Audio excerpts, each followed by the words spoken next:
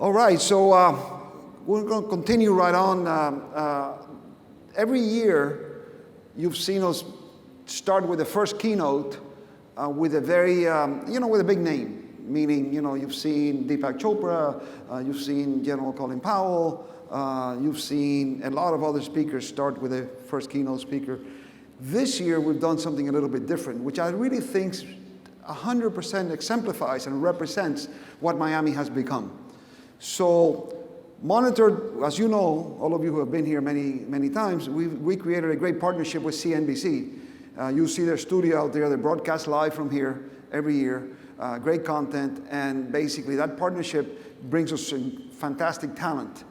This year, Morgan Brennan, Morgan, if you want to come up, will be moderating a panel between two very important systems. Hi, Morgan. So Morgan is going to be moderating a panel between two very important folks of the Miami ecosystem itself. First, Paulo Passoni, who's a new resident to our community, but is a very important resident. Why?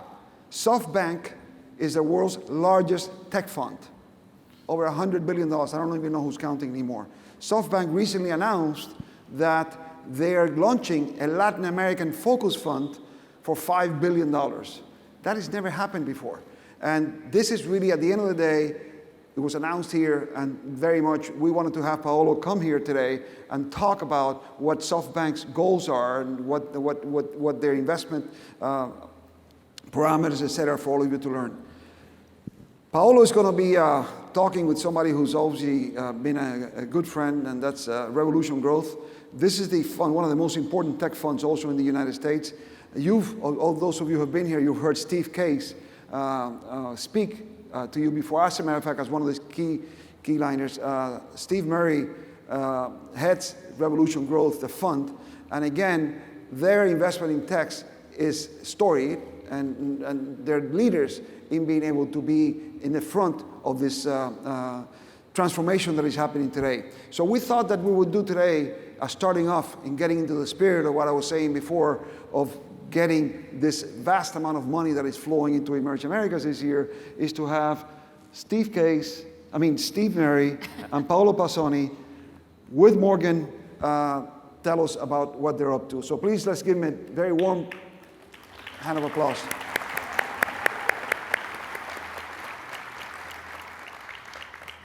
Thank you. Good morning, Miami. How's everybody doing this morning? I see we have a full house.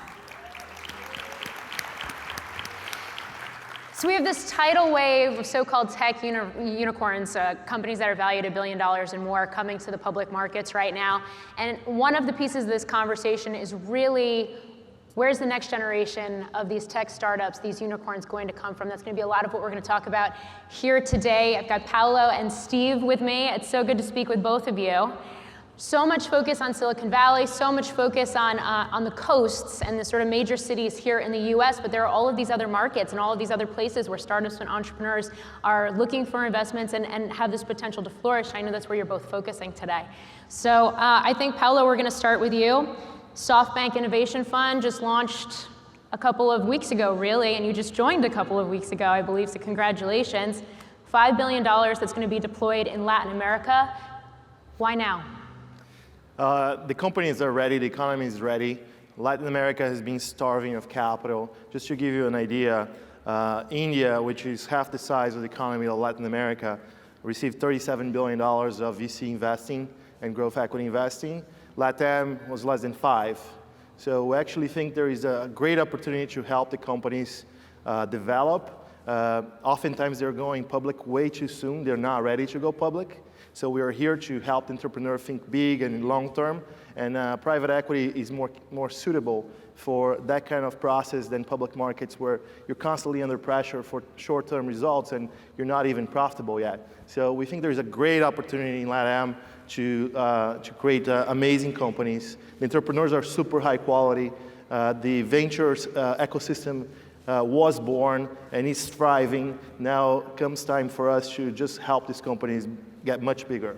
All right, I want to dig into that a little bit more, but first, Steve, Revolution, actually getting ready to kick off another bus tour this week throughout Florida and then Puerto Rico. Where are you focusing efforts? Where is the fund focusing efforts, and why specifically Florida? Sure. Again, thanks for having us, and really excited to be here.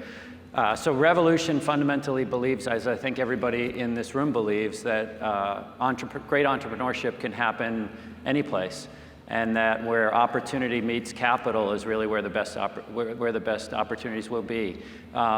As many of you know, almost 80% of the venture capital in the U.S. went to 3 states.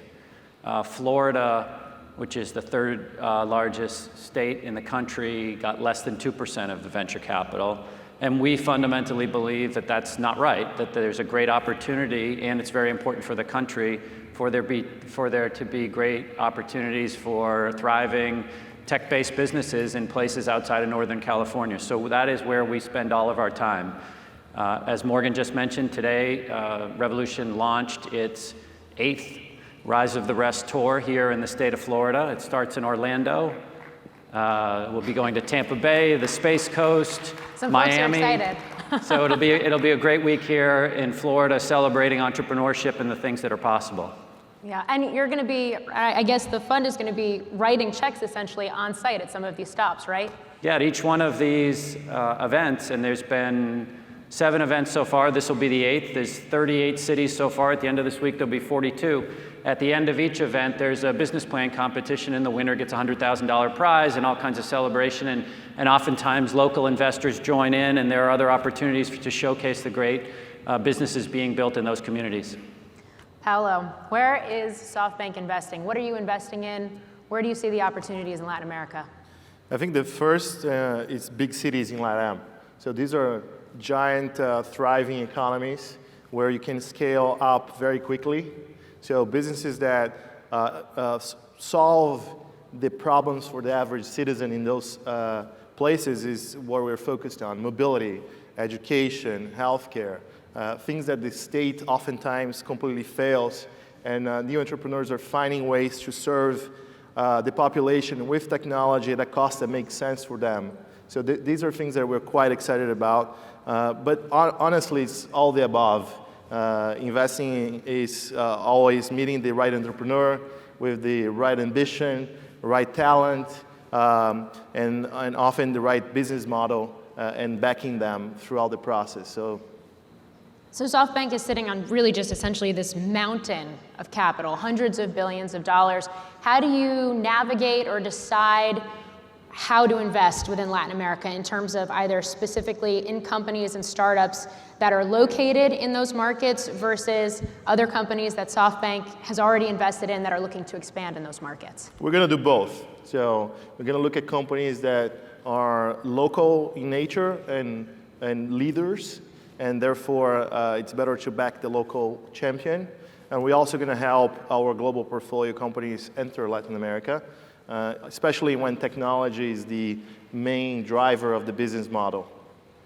Ride sharing, 99, which was acquired by Dierdre, which SoftBank is invested in, and then SoftBank's also invested in Uber. I guess how do you think about the opportunities in ride sharing, and I guess how does SoftBank think about that web, given the fact that there are these investments in competitors? Yeah, we are investors in both, as you know, and both are present in Latin America. Yeah. So we believe these markets are ultimately in 1-2 markets, where the first will have a 50-60% market share, the second 30%, and everyone else the rest. And I think Uber and Didi are well placed for that, and who knows who's going to be first or second. So that's kind of how we're approaching it.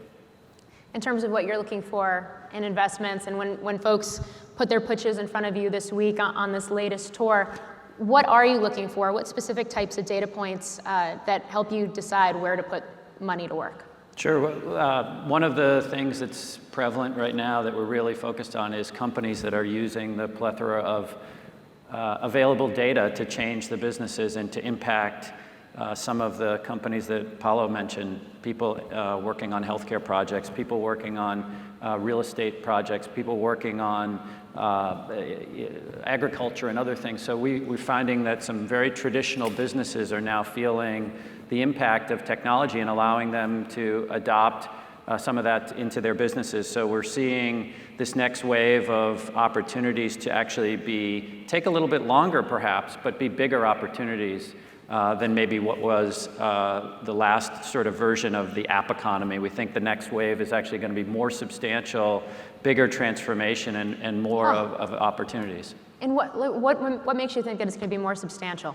Well, look at the size of some of those industries: healthcare, the money supply, fintech companies dealing with some of those types of companies, agriculture.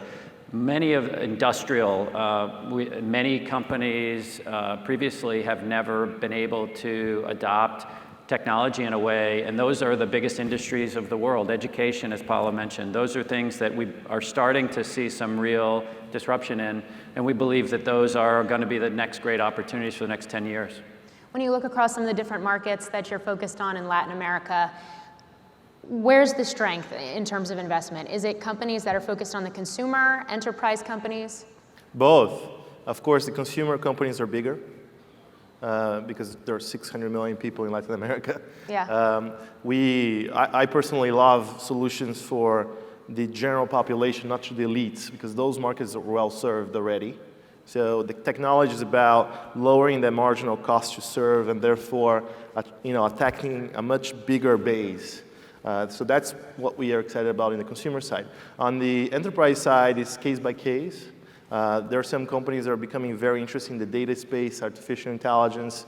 Of course, they are probably a step behind what's happening in China, for sure, a step behind the US as well, but we're here to help them catch up. And that's the whole point of having a global fund that brings that knowledge and helps the companies with not just capital, but also that kind of intelligence. Which sort of begs the question, what are the biggest challenges of investing in the region? I would imagine that's kind of a broad question, but how do you think about it? Governments, I think that's the biggest challenge. Sometimes they help you, sometimes they create problems because the incumbents lobby very strongly against something that is new. So in the case of fintech in Brazil, the government is helping you. In the case of fintech in Mexico, the government just passed a law making the life of fintechs harder. So it goes case by case, country by country. How about you? As to the biggest challenges that we see in some of these emerging cities in the US, which is where we spend most of our time, it's actually different in each city. Right? And so what we always like to try to encourage these cities is to focus on what they do best. What do they have that's unique to their city? Sometimes it might be, like here in Miami, I would suspect there's quality of life, there's cost of living, there's access to Latin America. Those are unbelievable. They have a big immigrant population, local universities. Those are things in partnership that can drive Miami forward perhaps in ways that other cities don't have. Other cities have different advantages. So as we're traveling across the country looking at and working with cities, there's not a simple approach that solves everybody's problems. The other thing is it takes time. I feel like on some level I'm at church preaching to the converted, but each one of us here in this room believes in entrepreneurship in cities like Miami. We all have to be evangelists for it. We all have to go out every day and make it happen, and that takes time, and it's hard, and there's no magic wand, there's no simple solution that solves everybody's problems in every city, but it's events like this, it's get-togethers, it's public and private working together over an extended period of time, developing those big companies, having them get back to reinvest into the community and so on. And it creates a flywheel that's impossible to stop once it gets going. I want to dig into the public-private piece of this for sure a bit more, but first, in terms of when you do make an investment in a specific market or in a specific entrepreneur, do you find that because you're bringing venture capital there, it sort of helps lay the foundation for other investors to also take interest? For us, Paulo, for sure, I can answer for him already. For sure, Revolution, the same thing, which is why we, in addition to making direct investments in our seed stage fund, and we have a venture stage fund and a growth stage fund, so we cover the gamut, if you will. But what we find is, by Revolution being involved in a company, a lot of the local investors, sometimes they're angel investors, sometimes they're family offices, will feel like that's a company worth backing. Right, so we take that responsibility very seriously. We try to partner with local investors because, particularly on the earlier stage, it's critical that these companies have somebody to talk to, a mentor on the ground present on a regular basis. And for us, we might not be the only partner that they should have. We love to syndicate deals with local partners and get their involvement to help the companies. I'm going to put the same question to you, because when you're talking about a $5 billion fund in Latin America, that is the equivalent of all of the venture capital that was put to work in that region for 2018 and 2017 combined. So have you been getting calls from other potential partners or investors? Do you find that it's going to be a more competitive landscape now, just when the headlines go out that Softbank's investing this money? Look, the region was starving capital, for sure. Entrepreneurs were selling their companies too early. They were trying to time IPOs at times that made no sense for them to go public. So we have high conviction that we can invest the money. In terms of doing things, we want to do things very collaboratively with everyone. We believe the early stage VC ecosystem of LATAM is great. Companies like Kazakh, Munashi, Valor, Redpoint. There are many other VC funds that are first class and they're local. So we want to make sure that they're thriving and producing more companies for us to invest in the future. So we want to do things in a very nice way without, just shifting the ground too much. So that's the main goal. You mentioned that one of the biggest challenges is governments and the moves that some governments make in the region. A place like Brazil, for example, I mean, I just think about last year alone, you had the trucking strike and issues around gasoline prices. Obviously a new president, Bolsonaro, aka the Trump of the tropics. You could say what you want. I know, I realize he's considered somewhat controversial, but also very pro-business. Does that make a market like Brazil more attractive now? For sure. I think there is a general philosophy problem with left-wing governments. And by the way, I grew up in a left-wing family, so I can say that comfortably. That they believe, they are very mistrusting of entrepreneurs and businesses that are trying to maximize profit. They think that's always bad. And when we have a shift to the center and center-right, I think that's much better environment for companies to raise capital, to attract talent to the region, because oftentimes you don't have the experts. You're trying to import them from other parts of the globe. And for them, a good business environment is very important. So for example, giving people easy visas to move to Brazil. So there's currently a debate in Brazil for that, if you're going to work in the tech sector. And that's super important, because otherwise these companies are going to have to set up offices in Lisbon, in Canada, you name it, to attract this talent. So I think there is definitely a positive shift right now. You mentioned public-private and how important that is. I feel like 10 years ago, 20 years ago, it was this ethos of move fast, break things. For some tech startups, especially here in the US, it was expand into a market whether you have the regulatory approval to do so or not, and then deal with the fallout after the fact. Do you think that that's changed? And if so, what does that mean for startups that are looking to disrupt established markets today? Yeah, for sure it's changed.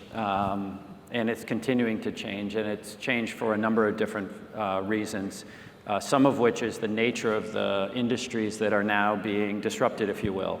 As an example, if you're going to disrupt the food supply or the money supply or education, and you think you're not going to deal with regulators and regulations, then you're dreaming. So the idea of the next 10 best companies are going to be started with 3 people in a garage in San Jose is just not true.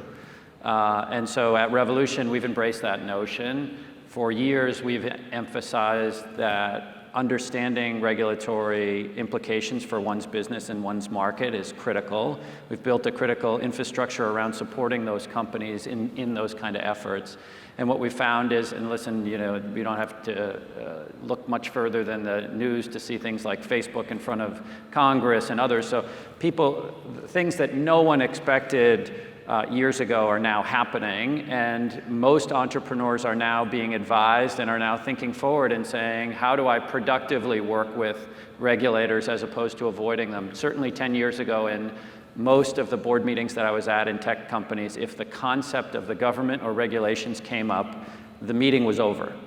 You know, nobody wanted to talk about it. Let's go to the next page. My head's going to explode. But now it is a critical and necessary part of success.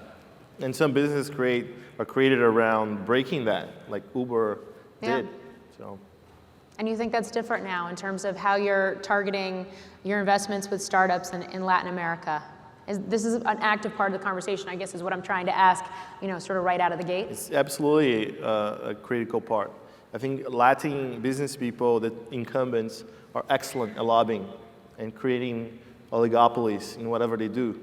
So we are here to break that. And I think that's welcome news to presidents and ministers of economy and so on that want to see a fair price and a good service or product being delivered to the population. And I think just to balance that, I would say that in the US in particular, what we're seeing is that there's more of a collaborative recognition that you can't ignore regulation, whether that's the whole debate around policy and tracking individuals for advertising, or whether it's around some of the other industries that we mentioned. There's I'm on the board of a company called DraftKings that has spent, the last 5 years dealing with regulators. And if they didn't productively deal with regulators in a proactive basis, their business would have gone away. And so that's a reality that exists now, and it has become, in some cases, a core competency for some of these businesses is how to deal with those productively. So you mentioned fintech before and some of the regulations around that in certain markets that you might be looking to make investments. How do you counsel the companies that you'd be investing in to deal with those lawmakers in those markets when the devil is in the details in terms of the rules? Yeah, they got to be really careful. And small startups oftentimes make, critical mistakes in that, and then they lose the trust of the regulators, and then they're done. So that's why capital and expertise is so important. And what's going to end up happening is some companies are going to have that, and they're going to thrive, and others will die just because they can't get their act together. I think that's just the nature. Having said that, we're quite excited about the fact that the distribution channel for financial services has changed from branches to mobile phones, and that's life-changing for Latin America. In terms of the specific markets, I know we've talked a little bit about Brazil, for example, but the specific markets that you're most excited about right now in the region, what are they? So Brazil is obvious because it's bigger, but we're seeing pan-regional companies that are excellent and building businesses from Mexico all the way to Argentina. We're seeing awesome entrepreneurs out of Colombia. That's very interesting. There are many examples. Rappi is one, and even in Brazil, David Vela is the CEO of Nubank from Colombia. So in Mexico, people are finally breaking in. That challenger mentality and competitive spirit is finally coming through. I think Mexicans have always been too respectful of the order, and now we're seeing entrepreneurs with the passion to start a company as opposed to work at a big conglomerate, and that's exciting news. Chile, Peru, Colombia, Argentina. Argentina is a big farm of entrepreneurs. They start there, they test there, and then they expand throughout the region. Some of the best talent of LATAM came from Argentina. Mercado Libre, Globan, Despegar. All these companies were created in the most difficult environment, Argentina.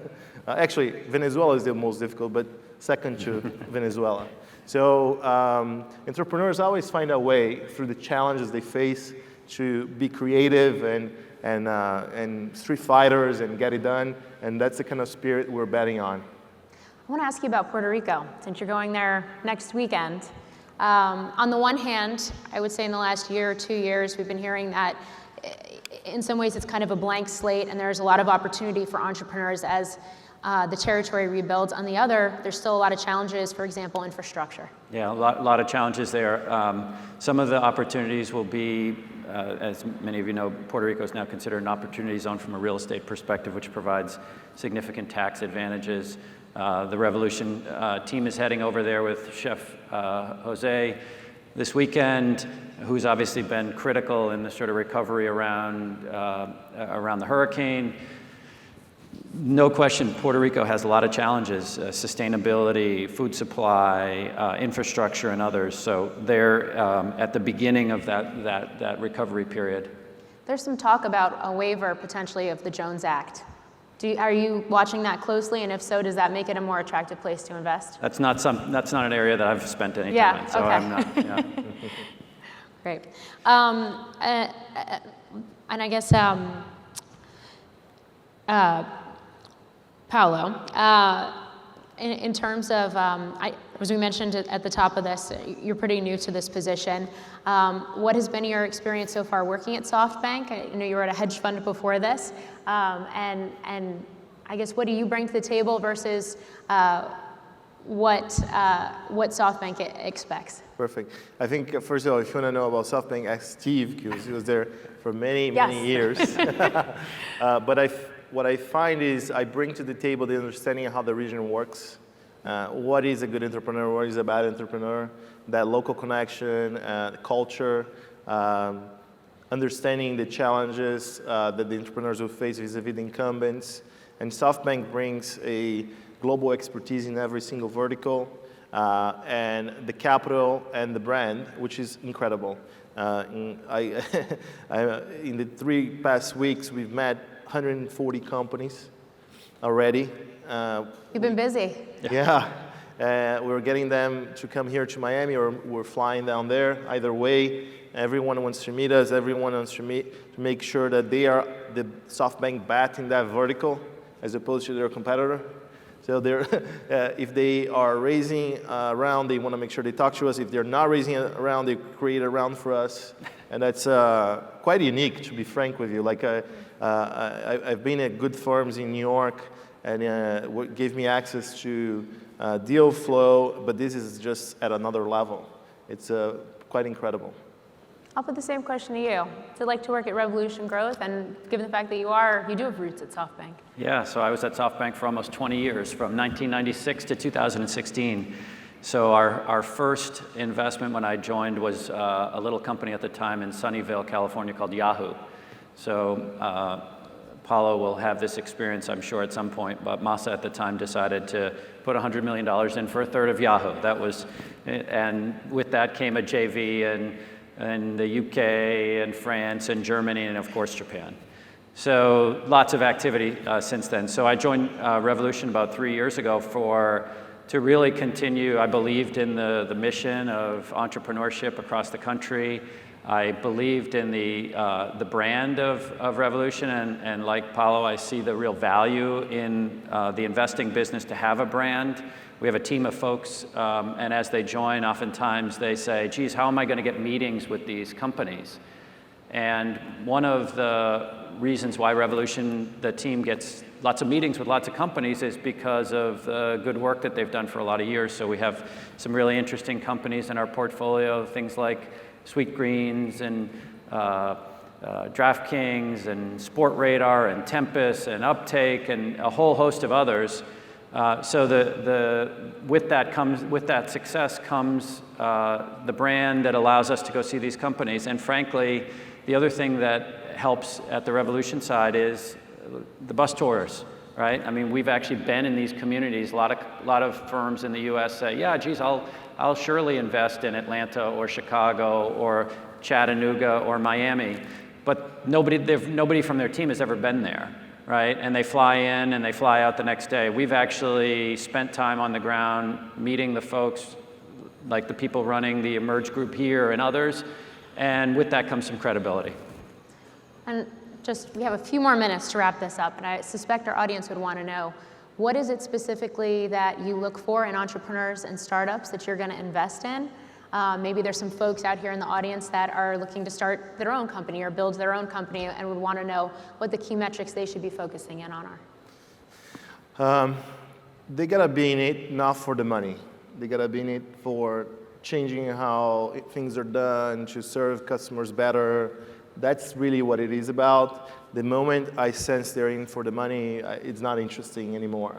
So that kind of passion, that kind of commitment has to be really, really strong. And second, a deep bench of people with you. It's not a single person that will do it. So are you good at attracting talent? I think that's where the conversation begins. If it doesn't pass that test, the conversation stops right there, regardless of what's going on with the numbers or the business model. Same question to you as you embark on this latest tour. Of course, agree with what Paulo said, but the other thing that I think I'd add is that we always like to understand why these founders start the business. Because that oftentimes, I use the analogy a lot where I'm at point A and I know I want to get to point B, but I'm not in a motorboat, I'm in a sailboat. And if I'm running one of these companies, I need to know when to tack, because almost never it's a straight line. Yeah. And so by understanding why the person started the company, by understanding what drives that person every day, by understanding who they like and who they hire and how they think about things and their grit and determination, that helps us assess whether this is likely to be a successful venture. All right. One last comment. I think as you know, we're setting up one of our offices here in Miami, and we're debating whether to create an entire artificial intelligence center in Miami or in Sao Paulo or Mexico City. We don't know yet. And I think as cities and government officials, they gotta think like a startup. They gotta say, I compete against other places around the globe. What can I do to help the companies that are trying to create businesses, attract talent, and make things easier, never take anything for granted. I think that's super important. Yesterday I met a mayor of a small city in Denmark, and he created one of the biggest robotics hubs in the world, in a small city there. And it was incredible how they think about it, and every city around the globe should kind of study that case and try to replicate it. Do you have a similar message, especially when Steve Case, the CEO of Revolution, penned an op-ed last year on the heels of HQ2 with Amazon? Well, the other thing, yeah, for sure. I mean, one of the things that we also advise cities to do in terms of how they track things is track how the local talent from the universities, where they're going. Try to find programs to keep them, because those are the lifeblood of the entrepreneurial group. And to the extent, one of the things that's been a big measure of success in some of the cities that we've been working with that have really started to rise into success is that they've been able to keep more of their folks. And so sometimes I'm on boards of a lot of companies that are looking to have their what's the second place? It doesn't need to be Amazon, but what's the second place in the US where they can build a stable workforce? Because whether they're based in California or someplace in New York or Boston, they can't hire the people. We're in an unemployment rate right now in the US, which essentially allows companies not to be able to grow to where they want to unless they continue to expand. So places like Miami and others can sometimes keep some of their best people by attracting some of the sort of second homes for some of these most successful and growing companies. All right, gentlemen, we're going to wrap it up right there. Paulo Passoni, the Managing Investment Partner of Softbank Innovation Fund, and Steve Murray, the Managing Partner of Revolution Growth. Thanks so much for joining me Thank you. Thank you for having us. On stage here today.